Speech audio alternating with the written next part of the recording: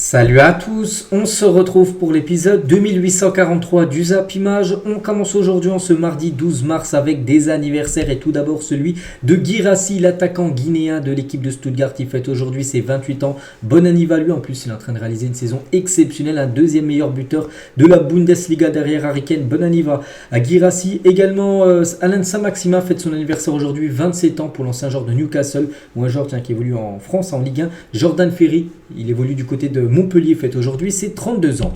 On continue, on va parler maintenant de tout ce qui s'est passé hier lundi dans les gros championnats en Europe. Et tout d'abord Chelsea contre Newcastle, c'était la dernière rencontre on peut dire de cette 28e journée de Première Ligue et c'est Chelsea qui s'est imposé 3-2 contre Newcastle, donc pas mal de buts, dans la rencontre 5 buts, mais voilà, c'est Chelsea qui fait la bonne opération. Donc Jackson, Palmer et Mudryk ont été les 3 buteurs côté Chelsea. Côté Newcastle, Isaac encore buteur et Murphy a mis un but en toute fin de match, mais ça n'a pas suffi pour Newcastle qui s'incline logiquement du côté de Chelsea parce que Chelsea a été plus entreprenant que cette équipe de Newcastle. 12 tirs, 8 tirs cadrés pour Chelsea, c'est pas mal. 3 buts inscrits, Newcastle c'est seulement 3 frappes cadrées dans le match, ils sont quand même marqués de buts. Mais voilà, Chelsea bien sûr fait la très bonne opération. Et c'est vrai que Chelsea actuellement ça va plutôt bien parce que ça fait 4 matchs d'affilée qui n'ont pas perdu en Première Ligue. On sait que c'est une équipe trop irrégulière qui perd souvent. Voilà, regardez, sur les 4 derniers matchs, il y a 2 victoires et 2 matchs nuls pour cette équipe de Chelsea. Mais bon, ils sont encore très loin en classement, ils sont 11e seulement. Et voilà, bien sûr, globalement la saison n'est pas du tout bonne. Mais là actuellement ils sont plutôt dans une bonne période, on peut dire, cette équipe. On va parler du meilleur joueur de Chelsea cette saison. C'est Cole Palmer. Un petit rappel, il avait quitté Manchester City l'été dernier pour débarquer du côté de Chelsea. Et en gros, c'est la meilleure recrue, tout simplement. Le meilleur joueur cette saison. La saison de Cole Palmer, toute compétition confondue, c'est simple, 14 buts et 11 passes D. Donc hier, un but, une passe D pour Cole Palmer contre Newcastle. Donc à 21 ans seulement, il prend ses responsabilités dans une équipe qui peine à être régulière. Donc il est impliqué sur 40% des buts de Chelsea cette saison. Voilà, donc il n'y a rien à dire. C'est peut-être l'attaquant le joueur qu'on attendait le moins en tant que recrue de Chelsea à l'été dernier. C'est celui qui est le meilleur. Avec tous les renforts qui sont arrivés. En plus, c'est l'un des joueurs qui a coûté le moins cher par rapport à toutes les recrues du côté de Chelsea. On va parler de Nicolas Jackson, une recrue l'été dernier en provenance de Villarreal. Donc 3e fois consécutive où Nicolas Jackson marque pour Chelsea. 3 matchs d'affilée où il marque au moins un but. Donc lui aussi actuellement dans une bonne période. L'attaquant sénégalais et Mudryk aussi. Mudryk au bout de 5 minutes de jeu, il a déjà marqué un but hier lors de cette rencontre. Donc voilà, belle victoire bien sûr pour les Blues. Et côté Newcastle, donc lui c'est l'attaquant vedette, c'est Alexander Isak. Et malgré les blessures à répétition, parce qu'il est beaucoup blessé cette saison, Isaac continue de montrer le très bon attaquant qu'il est. Donc il inscrit comme son 16e but de la saison, toute compétition confondue. Voilà. Malgré que Newcastle ne réalise pas du tout la même saison que la saison dernière, lui vraiment c'est la satisfaction du côté des Magpies. Et du coup côté classement ça donne quoi? Donc ça range plutôt Chelsea, mais bon ils sont encore loin au classement, 11e seulement Chelsea. J'ai dit Chelsea a un match en retard, ils sont à 27 journées, Newcastle a 28 matchs et donc ils ont 39 points. Donc s'ils gagnent leur match en retard ils seront à 42. Chelsea ils seront à la 8e position, mais bon Chelsea avec le milliard comme qu'ils ont investi sur les 2 derniers mercatos estival, on les attendait au moins sur le podium. Donc voilà, c'est un flop Chelsea. Donc ce classement toujours dominé bien sûr par Arsenal, Liverpool et Manchester City. Il y avait une rencontre également en Liga hier, Almeria, équipe dernière du championnat, contre le FC Séville. Score final 2-2 entre ces deux équipes. À noter qu'Almeria égalisé en 90e et 90 plus 2 minutes de temps additionnel en toute fin de match. Dommage pour Séville parce qu'il avait l'opportunité de prendre 3 points. Et du coup Séville stagne à la 14e position. Almeria toujours dernier du championnat. À 10 journées de la fin, ils ont toujours 0 victoire. Almeria, toujours pas de victoire, 10 matchs nuls, 18 défaites avec 10 points. Et ils ont 14 points de retard sur Celta Vigo qui est le premier non relégable. Donc voilà, Almeria les gars, s'ils prennent pas de points là, s'ils gagnent pas les prochains matchs, 2 ou 3 prochains matchs sera fini. Ils seront en deuxième division espagnole la saison prochaine. Lazio contre Udinese. Donc la Lazio, depuis qu'ils avaient gagné contre le Bayern, souvenez-vous. Après ils ont pris un 3-0 lors du match retour. Puis là ils enchaînent les mauvais résultats. La Lazio se sont inclinés hier soir 2-1 contre l'équipe de Udinese. Donc ça pas fort pour la Lazio qui stagne à la 9e position. Donc c'est vrai que cette saison ils ont joué la Ligue des Champions. La saison prochaine il n'y aura pas de LDC. Ils ont 40 points. Bologne en a 51. Alors qu'il reste plus que 10 journées, il y a 11 points à revenir et surtout qu'il y a des équipes aussi qui vont prendre des points autant que la Lazio. Donc la Lazio les gars risque de ne même pas jouer de Coupe d'Europe la saison prochaine. Donc l'Inter bien sûr toujours en première position, ils vont bien sûr gagner ce championnat de Serie A. On revient en France, il y avait aussi un match de Ligue 2 entre Laval qui se déplace à Grenoble et Laval s'est imposé 2-0, donc parfait, il retrouve le podium. Il revient à 2 points de l'équipe de Angers. On peut voir les statistiques de la partie. Ça a été un faible Grenoble, seulement 4 tirs dans dans le match, une frappe cadrée. Laval mérite totalement sa victoire, plus de 15 tirs, 6 tirs cadrés dans la rencontre. Et Laval, du coup, revient sur le podium parce qu'actuellement, ils sont 3e. Ils auront passé devant l'AS Saint-Etienne. Assez serré, Laval 48, Saint-Etienne 45. Il y a juste Angers 50 et la JOCR 52. Donc, on a la 28e journée. Il reste encore 10 journées du côté de la Ligue 2. Il y avait également un match de national hier entre Dijon et l'équipe de Niort. Et coup d'arrêt pour Niort qui s'incline à Dijon 1-0 et voit Martigues revenir à un point. Seulement, donc voilà ce classement de national. N'oubliez pas, c'est les deux premiers qui monteront en Ligue 2. Donc Restart bien parti, 51 points. Mais après, je pense que la deuxième place, voilà, ça va se jouer entre Niort 44 points, Martigues 43 et après il y a Dijon 36. Mais bon, il y a un petit creux quand même, ça risque de se jouer entre Niort et Martigues. Cette deuxième place, bien sûr, pour monter en Ligue 2 la saison prochaine. On quitte l'Europe, direction l'Arabie Saoudite et direction la Ligue des Champions asiatiques. On va parler de l'équipe de Al Nasser qui jouait contre l'équipe de Al Ahly. Donc c'était le match retour, quart de finale retour de la Ligue des Champions. Et au match aller, il y a eu 1-0 pour l'équipe de Al Ahly. Donc au match retour, 4-3 pour l'équipe de Al Nasser. Donc du coup, score parfait, parce que but à l'extérieur ne compte plus double comme avant. Et du coup, ça s'est joué au tir au but. Et c'est l'équipe de Al Ahly qui a été meilleure que Al Nasser. Et du coup, Al Nasser éliminé de cette Ligue des Champions asiatique. Donc un scénario complètement fou dans le match. À noter que Al Ahly menait 2-0 dans le match, donc score cumulé 3-0 avec leur victoire au match aller. Et Al Nasser est revenu dans le match, remontada, tout ça, mais ça n'a pas suffi vu qu'ils ont perdu au tir au but. Donc voilà les stats de la partie, plus de 30 tirs pour Al Nasser, 9 tirs cadrés, 4 buts, donc bon 4-4, mais il y a bien eu 4-3. Le 4 pour Al Ahly, c'est par rapport à leur victoire au tir au but. Et du coup, voilà, ceux qui se qualifient, du coup, l'équipe de Al Nasser où joue un certain Cristiano Ronaldo, c'est fini. Voilà, Ronaldo n'ira pas plus loin que les quarts de finale de cette Ligue des Champions asiatique.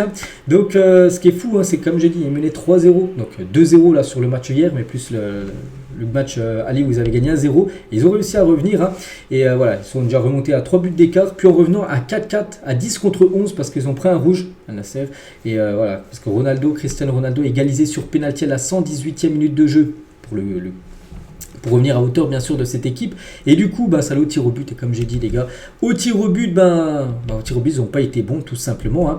Et en parlant de Ronaldo dans le match, il a marqué un but sur penalty, pas lors de la séance. Il a marqué aussi lors de la séance des tirs au but, mais aussi dans le match, il a marqué un penalty. Mais il aurait pu marquer un but également. Regardez, il est tout seul. Le gardien relâche le ballon, donc il est tout seul. Normalement, ça doit finir au fond. Il a tiré à côté Cristiano Ronaldo. Il aurait marqué ce but. Certainement, l'équipe de Al Nasser serait actuellement en demi-finale de cette Ligue des Champions asiatiques. Gros raté, bien sûr, de la part de Cristiano Ronaldo qui était complètement dégoûté, dépité. Regardez, après son action manquée, même après le match, surtout après l'élimination, bien sûr, de son équipe. Et c'est vrai qu'Al Nasser, les gars, ils ont échoué quand même au tir au but parce que regardez, ces 3 joueurs vont échouer lors de la séance de tir au but. Donc Brozovic, Teles et Otavio, donc 3 tireurs. Il y a eu 4 tireurs. Il y a que Cristiano Ronaldo qui a marqué lors de la séance des tirs au but. Sinon les 3 autres, mais ils n'ont pas marqué. Voilà, donc, si tu marques pas, si tu as autant d'échecs lors d'une séance de tir au but, ça va être compliqué de gagner cette séance. Et c'est pour ça que l'équipe de Al Ahly s'est imposée tout simplement lors de cette séance de tir au but.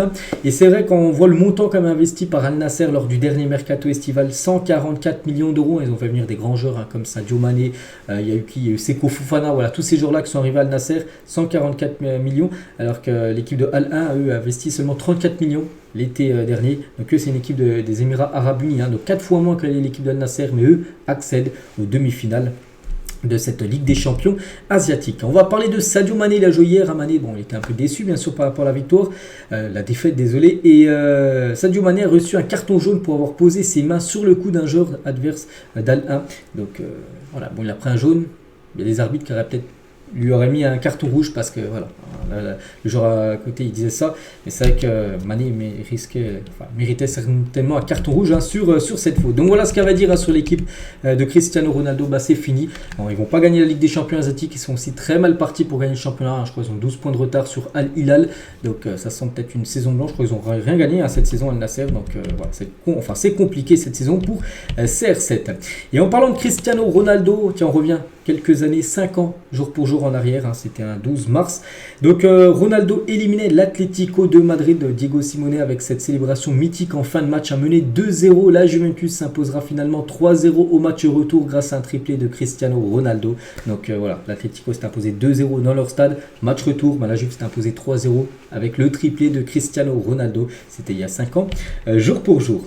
On va parler d'une autre Ligue des Champions, mais cette fois-ci la Ligue des Champions européenne et le progrès programme des derniers huitièmes de finale. Retour donc aujourd'hui, 2 matchs au programme. Arsenal contre l'équipe de Porto, mais pas que Porto s'est imposé 1-0 lors du match aller. Et également ce soir, le Barça contre Naples, il y a eu un partout lors du match aller. Donc voilà, vraiment indécis, hein, ces 2 rencontres. Et demain les gars, ça sera Atlético contre l'Inter et Dortmund contre le PSV. Mais nous surtout on va parler bien sûr des 2 rencontres et surtout du match du FC Barcelone contre l'équipe de Naples, hein. Je pense regarder ce match avec ce soir, il y a 2 belles affiches. Mais je pense regarder, hein, ce Barça-Naples ce soir, coup d'envoi 21h, hein. Et Xavi tient une déclaration en conférence de presse hier, hein. Nous avons des joueurs importants absents, hein. On pense à De Jong, on pense à Gavi, on pense à Pedri, on pense à tous ces joueurs qui sont blessés bien sûr, hein, depuis longtemps, Baldé également, mais nous allons rivaliser parce que même s'il y a beaucoup de blessés, il y a beaucoup de qualité, hein, du côté de l'effectif du Barça, donc il va remplacer bien sûr tous ces joueurs blessés par d'autres joueurs, hein. Et Ter Stegen qui est également en conférence de presse, hein. Nous nous battrons pour tout cela, nous allons tout donner pour avoir du succès, essayer de se qualifier. Et les journaux, tiens, aujourd'hui du côté de la Catalogne, il y a Mundo Deportivo Vital en gros, hein, parce qu'il ne reste plus que 2 trophées possible, on peut dire, pour le Barça. Donc la Liga, ça semble compliqué, hein. Ils ont 8 points de retard sur le Real Madrid. Ça va être compliqué de combler ce retard pour cette fin de saison de Liga. Donc après, il ne reste plus que la Ligue des Champions. Donc voilà, c'est quelque chose de très important pour eux. Et surtout qu'ils ont échoué les 2 dernières années dès les phases de poule. Donc là, ils retrouvent les 8e, et là il y a vraiment la possibilité. En plus Naples, hein, n'est pas super bon cette saison, donc il faut faire le taf, hein, côté Barça. Donc sport, hein, tout le monde dans le même bateau. Et donc ça c'est la une aujourd'hui, hein, le journal sport, et la une du journal sport hier les gars. Regardez, ils ont mis la compo, en gros ça pourrait être ça la compo ce soir côté Barça, parce que la une hier de sport l'a dévoilé, hein. Donc Ter Stegen au but, hein, avec Cancelo défenseur gauche, Araujo, Poku Barsi, le jeune joueur de 17 ans, ou Inigo Martinez. On verra ce que va décider Xavi, hein, parce que Nigo a quand même plus d'expérience que le jeune Poku Barsi. Et Jules Koundé, défenseur droit. Donc Christensen devrait être le milieu défensif de cette équipe du Barça qui devrait jouer en 4-3-3 avec Fermin Lopez et Gundogan au milieu de terrain et devant. Donc Lamine Yamal, Lewandowski et Félix. Voilà, il y a de fortes chances que ça soit ça, le 11 de départ, hein, pour le FC Barcelone. Donc, j'ai dit, hein, il y a 2 matchs ce soir, il y a 2 matchs également demain, et il y a également tous les matchs d'Europa League ou d'Europa Conference League, concernant les plus belles affiches avec des clubs français, hein, qui jouent comme Marseille, ou même l'équipe de Lille, hein, qui reçoit après-demain l'équipe de Sturm Graz, hein. Et concernant Marseille, c'est à 18h45, attention, contre Villarreal, le match sera diffusé sur W9 jeudi. Et Marcelino, le coach de Villarreal, avant ce match retour, hein, contre l'OM, il a dit: nous devons rassembler notre courage pour le match de jeudi, nous voulons donner au moins une victoire à nos supporters et nous ne voulons pas dire au revoir à cette compétition avec un mauvais sentiment. Donc il parle même pas de remontada, il sait que ça va être compliqué. On ne peut pas que Marseille a gagné 4-0 lors du match aller, on sait qu'il y a déjà eu des 4-0 qui ont été remontés, mais il ne croit pas trop Marcelino. Après tout dépend, on ne sait pas ce qui peut se passer. Imaginez Marseille, ils prennent un rouge au bout de 5 minutes de jeu, Villarreal marque tout dans le match, on ne sait pas. Moi j'espère que Marseille bien sûr va se qualifier parce que je soutiens à fond toutes les équipes françaises. Donc voilà, bon, après Marseille les gars, ce serait quand même un gros flop, hein, s'il venait pas à se qualifier avec un avantage comme de 4 buts d'avance. Marcelino, tiens, toujours avec lui, n'oubliez pas qu'en début de saison, c'était lui le coach de l'Olympique de Marseille, il a coaché 7 matchs, hein, et Marcelino a refusé l'été dernier d'aligner un duo Alexis Sanchez-Aubameyang en attaque. Voilà, donc il aurait pu avoir les deux et du coup il voulait pas, hein, c'est pour ça peut-être que Sanchez du coup quitté l'équipe de l'OM. Tiens, toujours avec l'Olympique de Marseille, la une aujourd'hui du journal L'équipe, hein, ça parle de Jean-Louis Gasset, le nouveau coach, hein.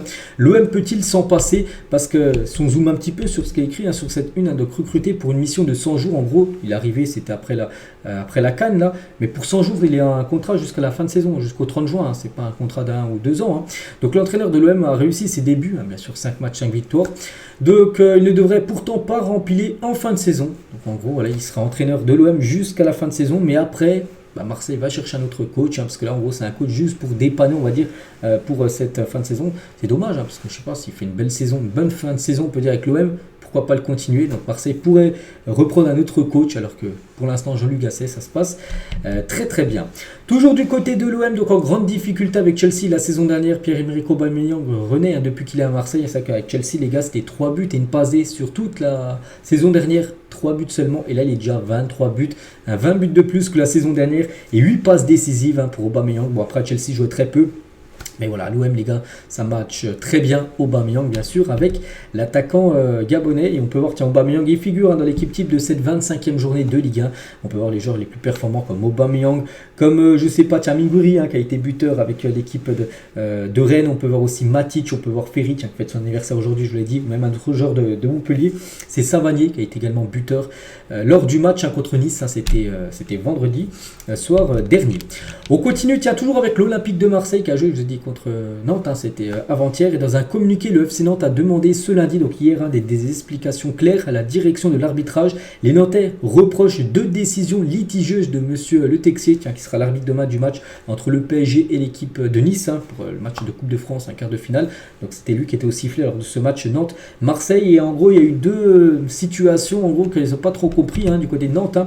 Donc voilà, ils souhaitent obtenir des décisions, des explications claires tout simplement de la direction de l'arbitrage. Le club demande de la communication des échanges entre la VAR et monsieur Le Texier suite à une faute non sifflée sur Moss Simon à la 36e minute, ainsi que sur la succession de mains commises par l'OM à la 50e minute.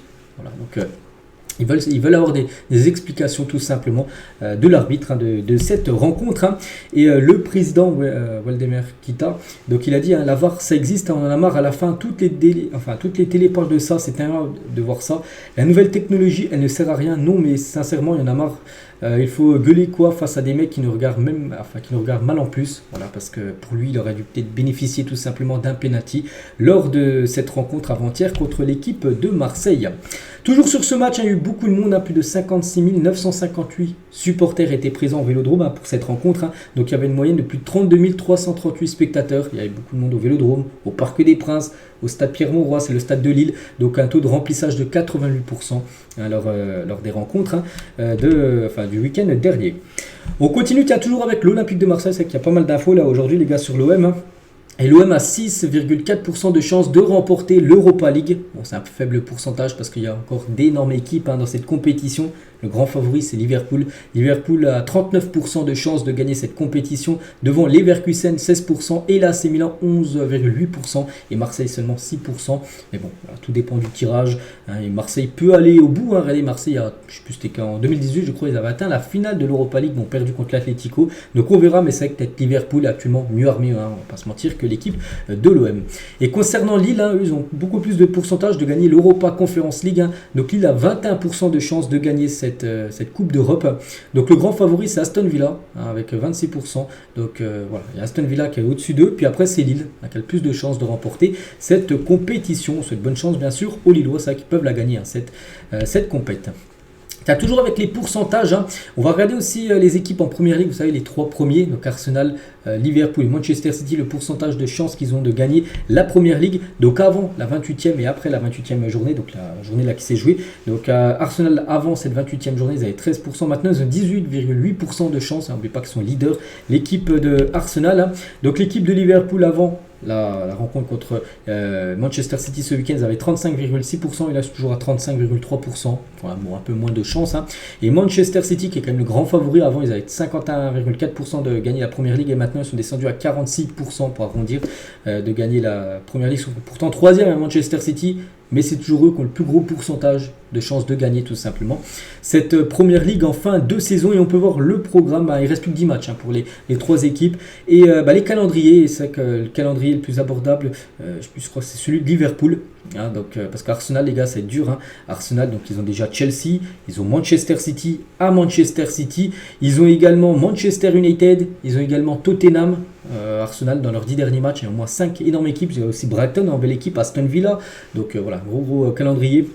Et pour moi Liverpool et Manchester City, leur calendrier est beaucoup plus pas facile non plus, mais abordable. Regardez City, le dernier match, il y a West Ham, il y a Fulham, il y a Nottingham, il y a Wolverhampton, il y a Luton Town, il y a Crystal Palace. Voilà, pour City les gars, il y a moins que ça le fasse. Et il y a une équipe les gars, ils sont actuellement 4e, je crois 4 ou 5e, c'est l'équipe de Tottenham. Et c'est simple les gars, Tottenham lors de 3 journées d'affilée, 34e, 35e et 36e journée, va affronter les 3 premiers tout simplement. Donc voilà, c'est un peu eux qui vont aussi peut-être Ce sera important leur match, Tottenham bien sûr par rapport à ces trois-là. Donc le premier les gars, ça sera le 20 avril prochain, donc Tottenham, Manchester City. Ensuite le 27, donc la semaine d'après, donc ce sera Tottenham, Arsenal. Et la semaine d'après, ça sera Liverpool, Tottenham. Donc voilà, Tottenham va affronter les trois sur 3 journées d'affilée du côté de la Première Ligue. Et toujours avec cette PL les gars, on va parler de Ederson qui s'est blessé avant-hier. Et on connaît combien de temps il sera pas là. Donc 3 à 4 semaines pour Ederson qui s'est blessé au genou sur un duel avec Darwin Nunez. Donc c'est quand même un coup dur parce que là on rentre dans le sprint final de la Première Ligue. J'ai dit avec des matchs très important pour Manchester City et il ne sera pas là pendant quasiment un mois et du coup il devrait louper le gros match le 31 mars prochain, alors à peu près 3 semaines. City reçoit l'équipe de Arsenal, actuellement leader, donc ça devrait être Ortega, donc la doublure de Ederson qui devrait gauler bien sûr toutes ces rencontres pendant l'absence du gardien brésilien. On va parler de Liverpool qui est toujours invaincu en Première Ligue cette saison lorsque Wataru Endo débute, donc il a débuté 12 matchs, 9 victoires, 3 matchs nuls, 0 défaite quand ce joueur japonais les gars joue. C'est pas mal. Voilà. Quand il commence titulaire, Liverpool ne perd pas. Il a commencé titulaire lors de la rencontre avant-hier. Liverpool ne s'est pas incliné bien sûr contre Manchester City. Un petit rappel les gars que Liverpool a acheté 20 millions de dollars, ce qui fait à peu près, je sais pas, même 17 millions d'euros. Donc voilà, c'est quand même une bonne recrue, surtout quand on sait maintenant l'importance de ce joueur. Et c'est vrai que si on regarde les gars, Chelsea et Liverpool, regardez tous les comment il s'appelle déjà, Endo qui peuvent acheter par rapport à Enzo Fernandez et Caicedo qui ont coûté très cher à Chelsea. Donc voilà, c'est le montant des deux. Et si on prend le même montant, les gars, regardez tous les Endo que tu peux acheter du côté de Liverpool. Donc voilà, concernant bien sûr ce joueur qui performe énormément. Et on va parler de Kevin De Bruyne. Donc De Bruyne a complété que 50% de ses passes dans le dernier tiers offensif. Donc dernier tiers, vous regardez un terrain, vous le coupez en 3. Dernier tiers, c'est-à-dire les passes sur les cages adverses, dans le dernier tiers, on va dire, où c'est les plus importants bien sûr pour marquer des buts. Donc il a fait seulement que 50% de passes dans le dernier tiers du terrain, on va dire, de l'équipe de Liverpool. Donc ce chiffre est son pire pourcentage lors d'un début en Première Ligue. Jamais il avait fait si peu de passes dans le dernier tiers d'un terrain depuis qu'il a commencé sa carrière en Première Ligue. On continue, toujours sur ce match les gars, le père de Luis Diaz. Donc il a pris une photo avec Erling Haaland après le match. Donc voilà, c'est vrai qu'il est très grand, il fait plus d'1m95. Erling Haaland, c'est vrai que c'est le père de Luis Diaz, un tout petit, je sais pas il fait combien, peut-être 1m60, mais voilà, une petite photo les gars qui a été faite à la fin de cette rencontre. On va parler de Mohamed Salah, qui a joué bien sûr lors du match avant-hier. Et officiel, Salah n'est pas convoqué pour le rassemblement avec l'Égypte. La liste a été dévoilée là par le sélectionneur égyptien, il n'est pas dedans Mohamed Salah. Donc le coach égyptien fournit des explications sur l'absence de Mohamed Salah. Il a dit l'exclusion est intervenue à la demande de Salah et de son club, donc Liverpool, car il estime qu'il vaut mieux qu'il ne soit pas présent car il ne s'est pas complètement remis de sa blessure, même s'il a joué. Avant-hier, il a bien joué, on l'a bien vu sur le terrain. Donc voilà, en gros, il a demandé à ne pas être convoqué. En plus, là, c'est 2 matchs amicaux pour l'Égypte, donc il préfère se reposer tout simplement et voilà, pour pas prendre de risques bien sûr par rapport à une nouvelle blessure ou une rechute. Toujours avec les listes parce que là ça commence à sortir. N'oubliez pas que la liste par exemple de l'équipe de France ça sera après-demain jeudi, mais par exemple les nouveaux champions d'Afrique, la Côte d'Ivoire, ils viennent de dévoiler leur première liste après avoir gagné la CAN. Donc voici tous les joueurs convoqués. Bon, je ne vais pas tous les citer, pratiquement la plupart de ceux qui ont joué, qui ont gagné la CAN sont bien sûr présents avec, je sais pas, avec Bamba, avec Boga, avec Pépé ou même Jean-Philippe Crasso. Et à noter qu'il y a un nouveau joueur, les gars, officiel, Guela Doué, âgé de 21 ans, rejoint la liste des joueurs de la sélection ivoirienne pour la toute première fois, donc jeune joueur de l'équipe de Rennes, donc il est convoqué. Et on peut le voir là parmi les défenseurs, Doué, donc on le félicite bien sûr, c'est très bien pour lui. Donc 2 matchs contre, je sais plus ce qui je crois que c'est d'être le... Je vais pas dire bêtise, donc il y a l'Uruguay, et je crois que contre l'Uruguay, les gars, ça sera au Stade de France. Voilà, le match de la Côte d'Ivoire. Enfin, ça sera pas au Stade de France, au Parc des Princes, désolé. Voilà, parce qu'il n'y a pas de match au Stade de France, vu qu'il y a les JO très prochainement.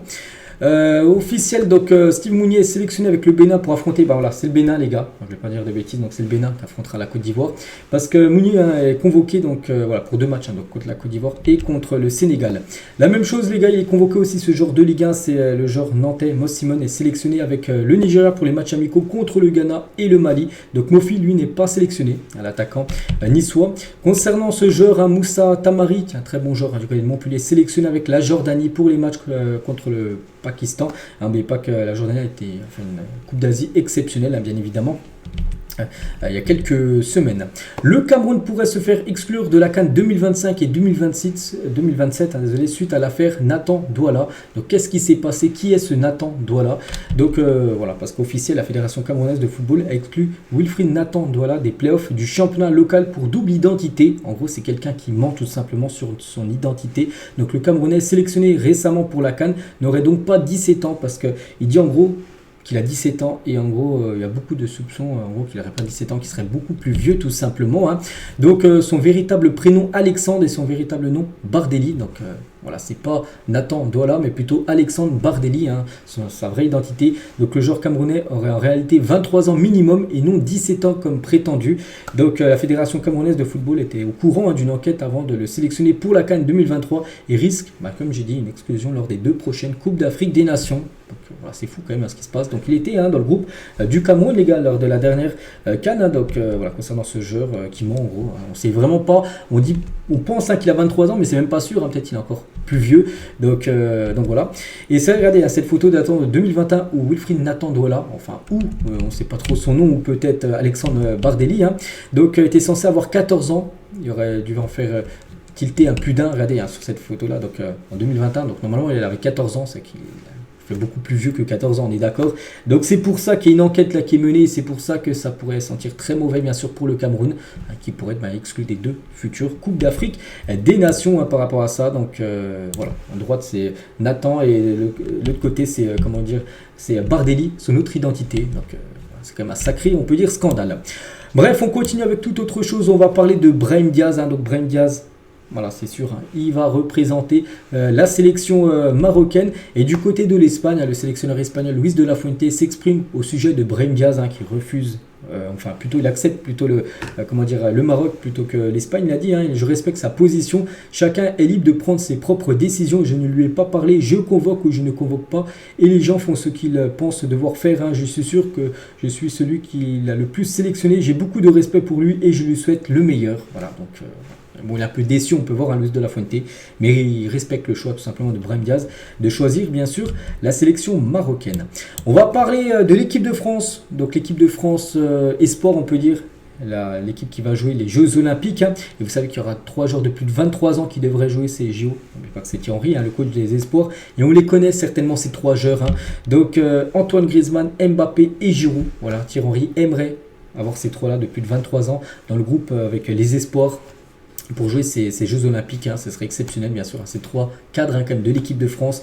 Donc après il faut bien sûr que maintenant les joueurs acceptent, bon je pense que les 3 vont accepter surtout de jouer des JO comment dire en France à Paris. Il faut aussi que leur club accepte hein, que ça soit l'Atlético pour Griezmann, certainement le Real Madrid hein, pour Mbappé, mais on pense que le Mbappé hein, s'il venait à signer du côté du Real, il mettra une clause hein, voilà, qui veut jouer ces JO et je pense que le Real acceptera. Et Giroud, le gars, lui sera en fin de contrat, donc voilà, donc lui il n'y aura pas de souci. Donc voilà, normalement les 3 joueurs français de plus de 23 ans qui devraient jouer ces Jeux Olympiques hein, c'est quand même c'est quand même des grands, en plus des joueurs offensifs, donc ce serait plutôt pas mal pour l'équipe de France. Et toujours tiens avec l'équipe de France, donc cette fois-ci pas avec l'équipe de France Esport les JO, mais plutôt l'Euro, parce qu'il y a également l'Euro bien évidemment hein.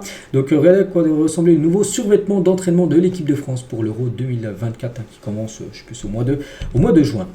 Du côté de la Belgique hein, voici à quoi pourrait ressembler le maillot extérieur de la Belgique pour l'Euro 2024. Donc ce maillot est un clin d'œil au personnage légendaire de la bande dessinée belge hein, Tintin. Voilà, donc pourquoi voilà, le maillot est bleu, le short de couleur marron et les chaussettes de couleur blanche par rapport à la tenue de Tintin. Voilà, donc voilà, bon, c'est pas encore officiel, mais bon, quand ça sort comme ça, les gars, on peut voir déjà que ça fuite, hein, donc ça devrait bien être ça.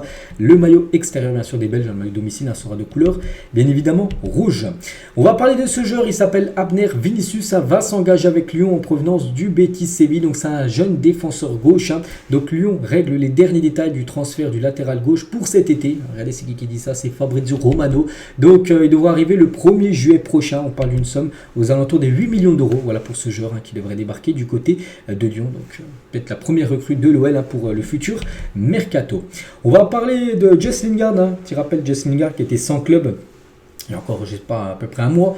Donc, je l'ai dit, il avait retrouvé un club. Bon, c'est du côté de la Corée, hein, il a signé du côté du FC Séoul. Et ben, il a disputé sa première rencontre. Et il y a plus de 50 000 fans qui étaient présents, les gars, pour les débuts, on va dire, de Jess Lingard au FC Séoul dimanche, donc avant-hier. Donc, quelques photos, tiens, de l'ancien joueur de Manchester United.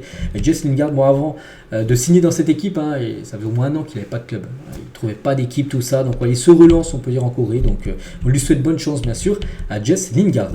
On va parler maintenant de l'Atlético parce que regardez, c'était il y a 4 ans jour pour jour, hein, c'était un 12 mars 2020 exactement. L'Atlético a éliminé Liverpool, champion en titre, hein, parce que Liverpool avait gagné la Ligue des Champions en 2019, donc c'était l'année après qui suivait.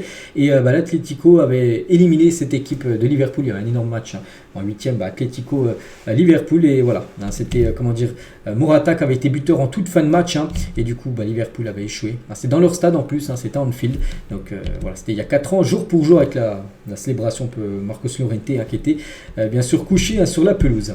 Du côté, tiens, toujours en Espagne, mais du côté du Real Madrid, donc avant-hier le Real a gagné 4-0 contre le Celta, et ça a été 2 matchs symboliques, hein, pour Toni Kroos et Luka Modric, hein, parce que Modric il a disputé son 350e match en Liga, et Toni Kroos lui ça a été son 300e. Voilà, 2 caps symboliques bien sûr pour ces 2 immenses footballeurs. Et toujours du côté du Real, donc Rudiger s'assure d'être présent chaque fois que le Real Madrid marque, hein. Par exemple, le dernier à avoir marqué, Arda Güler, et Rudiger bien sûr a célébré avec lui. On peut voir avec Carvajal, on peut voir avec Modric, on peut voir avec de nouveau Modric, avec Tchouaméni, ou même avec le jeune Nico Paz, hein, le jeune joueur du Real Madrid en bas à droite. Donc voilà, il est souvent présent lors des célébrations des buteurs du Real, Rudiger. Et toujours avec cette équipe du Real Madrid, on va parler de Federico Valverde, peut-être c'est la pièce maîtresse d'Ancelotti. Pourquoi? Parce qu'il a disputé tous les matchs du Real Madrid cette saison. 40 matchs, les 40 il a joué, pas les matchs à chaque fois entiers, des fois il a commencé remplaçant, il rentre en cours de jeu, ou il a commencé titulaire, il est sorti, mais voilà, il a joué tous les matchs cette saison. Valverde, bien sûr, le joueur uruguayen. Officiel, Roberto D'Aversa a été démis de ses fonctions d'entraîneur de Lecce, 15e de Serie A. Qu'est-ce qu'il a fait? Il a un peu disjoncté, hein, cet entraîneur.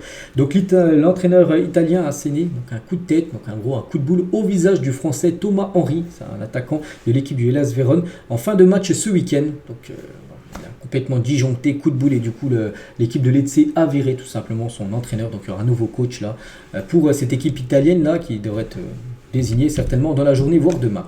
Des nouvelles, tiens, de Marquinhos, hein, qui a loupé tous les derniers matchs et devrait également louper le gros match demain contre Nice, hein. Marquinhos devrait encore être absent pour jouer contre Nice mercredi en quart de finale de Coupe de France. Il devrait être également forfait pour les 2 prochains matchs du Brésil, hein, parce qu'il y a 2 matchs, un contre l'Espagne, un autre contre l'Angleterre, c'est 2 matchs amicaux. Donc il devrait être forfait. Également Marquinhos. On va parler de Gonzalo Ramos, en plus d'avoir inscrit 9 buts au cours de ses premiers mois au PSG. Hein. Les prestations de Gonzalo Ramos sont de plus en plus convaincantes, hein, c'est vrai. Est-ce qu'il peut s'imposer dans la dure à Paris? On ne sait pas. On espère pour lui, hein, parce qu'il a été acheté très cher. Mais c'est vrai que c'est beaucoup mieux quand même que Randal Colomoni. Colomoni, les gars, c'est une sacrée douille, hein. C'est le joueur qui a coûté le plus cher au PSG. Souvenez-vous, il est arrivé lors du dernier jour du mercato, hein. Il partait au bras de fer avec Francfort. Depuis, les gars, il joue pas, et quand il joue, il est pas bon, hein, Colomani. Bon, il est un petit peu meilleur, hein, Gonzalo Ramos, mais c'est vrai que les 2 joueurs qui ont coûté le plus cher, hein, en recrue, hein, du côté du PSG l'été dernier, c'est quand même 2 gros flops, enfin surtout un, Colomani, même si c'est un petit peu mieux, on peut dire, pour Gonzalo Ramos. Les supporters lensois devraient être autorisés de déplacement pour le derby du Nord à Lille, hein, donc là, dans quelques semaines, hein, le derby bien sûr, Lille contre Lens, et les supporters lensois pourront aller dans le stade de Lille. C'est une bonne nouvelle parce que lors des dernières saisons, à chaque fois, ils étaient interdits de déplacement. Le Paris Saint-Germain rejoint Fleury, donc c'est de la Coupe de France féminine, donc demi-finale. Donc c'était un derby, hein. Paris FC contre le Paris Saint-Germain, c'était dimanche avant-hier. Et du coup, ça s'est fini à 3 partout, donc du coup, tir au but, et c'est 4-3 pour le Paris Saint-Germain contre le Paris FC. Du coup, le PSG rejoint Fleury parce que Fleury, elles ont réalisé quelque chose de fou. Elles ont éliminé en demi-finale l'équipe de Lyon. Lyon, c'est le rouleau compresseur, on sait, dans le football féminin français. Et du coup, Fleury 91, donc dans l'Essonne, contre le PSG en finale tout simplement de cette Coupe de France féminine. L'ancien joueur de l'AS Saint-Etienne, hein, Yann Neyou, 27 ans, s'épanouit pleinement en Espagne avec Leganés, actuellement leader de la 2e division espagnole, une équipe qu'on pourrait voir en Liga saison prochaine. Donc son équipe est très bien positionnée pour la montée en Liga, mais le suspense est total. Le 9e du championnat, il n'est qu'à 4 points de la première place, hein. Donc voilà, regardez ce classement. Les passes, c'est les 2 premiers premiers qui montent. C'est un peu après comme en France, hein, avec un système de play-off. Donc pour l'instant, ce serait Leganés et Elche qu'on pourrait voir en Liga. Mbappé, par exemple, hein, il pourrait jouer contre ces deux équipes-là la saison prochaine en Liga. Mais regardez, hein, c'est serré, les gars. J'ai dit 9e, Santander, 46 points. Il y a seulement 4 points d'écart entre le premier et le 9e. Donc voilà, tout peut arriver. Hein, Santander peut bien sûr monter aussi en Liga. Donc en Liga la saison prochaine. Donc voilà, beaucoup de suspense en deuxième division espagnole. Toujours tiens en Espagne, on va parler du 10 mars 2007. Hein. Bon, c'était quasiment le jour pour jour. Bon, c'était avant-hier, hein, le 10 mars, parce qu'on a le 12 mars. Mais bon, bref, c'était en 2007. Et surtout, Messi, les gars, s'offrait le premier triplé de sa carrière. Et c'était surtout lors d'un Classico face au Real Madrid. Hein. Regardez ce match, hein, donc 10 mars 2007 en haut à droite. Donc Messi, les gars, triplé. Et côté Real Madrid, Ramos avait été buteur. Mais aussi Van Nistelrooy, hein, à l'époque. Hein, bien sûr, c'était l'attaquant du côté du Real Madrid, donc un début de match fou. Hein. Van Nistelrooy marque un but au bout de 5 minutes de jeu. Messi égalise après Van Nistelrooy 2 minutes après. Il permet au Real de reprendre l'avantage. Hein. 2-1 après, il y a eu 2-2, puis après il y a eu 3-2 pour le Real et Messi avait égalisé en toute fin de match. Donc voilà, c'était il y a quasiment, on peut dire, 17 ans cette rencontre. Hein. Il était devenu à l'époque le plus jeune joueur à avoir inscrit un triplé lors bien sûr d'un Classico en Espagne. Et toujours en parlant du Classico, parce que le Classico, là, le futur, c'est dans pas longtemps les gars, le 21 avril, hein, dans à peu près 1 mois et 9 jours exactement, et ça se jouera à 21h, et ça c'est plutôt une bonne nouvelle. Par exemple, le match aller à Barcelone, c'était joué à 16h15 le samedi. Souvent les classicos se jouent en plein milieu de l'après-midi. Non, les gros matchs comme ça doivent se jouer en prime time le soir à 21h. Donc voilà, c'est officiel. 21 avril sera un dimanche soir, hein, à 21h, le classico entre le Real Madrid et le FC Barcelone. Et on finit avec toujours le Barça, donc on parlait un peu du Barça avant. Et avec le Barça, lors de ce classico, devrait avoir ce maillot-là. Donc arbora un maillot inédit lors du prochain classico dans le cadre de son partenariat avec Spotify. Hein. Après Drake, Rosalia et les Rolling Stones, hein, qui étaient présents sur le maillot du Barça lors du match aller, c'est au tour de l'artiste colombienne Karol G de briller tout simplement et d'être... Voilà, ça sera ça en gros le maillot du Barça pour cette rencontre. Hein. Donc voilà, ça sera bien sûr le mois prochain. Et on finit avec le Barça. Hein, mais là on finit avec le pronostic du match ce soir. Parce que avant de penser au Classico dans un mois, il y a ce match hyper important pour le Barça ce soir contre Naples.